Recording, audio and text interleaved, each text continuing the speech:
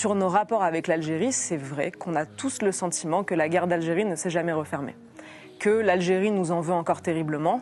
Vous avez vu qu'il y a quelques années, ils ont remis au goût du jour cette strophe de leur hymne national qui accuse la France et qui dit qu'un jour viendra le temps où la France paiera. Donc il faut imaginer le ressentiment terrible que les Algériens continuent aujourd'hui de vivre contre la France. D'ailleurs, je l'ai un peu subi personnellement quand il y a quelques semaines, quelques mois, j'ai parlé de l'aide publique au développement, du fait que la France donnait tous les 5 ans plus de 800 millions d'euros à l'Algérie. Et quand j'ai dit ce simple fait, qui est un fait public, officiel, sur toutes les statistiques gouvernementales, le gouvernement algérien a déposé plainte contre moi. Et le président de la République algérienne, M. Tebboune, a fait une conférence de presse où il m'a attaqué nommément. Quand on voit ça, on se dit qu'ils nous détestent tellement qu'ils ont même honte de recevoir de l'argent de notre part.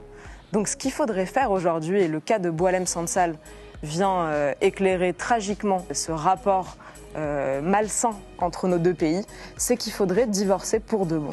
En 1962, on leur a donné leur indépendance, on a prétendument divorcé, mais en réalité, on a eu la garde des enfants, on a continué de payer une pension alimentaire et on subit en plus les violences conjugales. Maintenant, je pense qu'il faut savoir dire stop. Il faut savoir leur dire qu'on ne leur donnera plus un centime, qu'on ne tolérera plus l'absence des laissez-passer consulaires. On a énormément de moyens de rétorsion contre l'Algérie.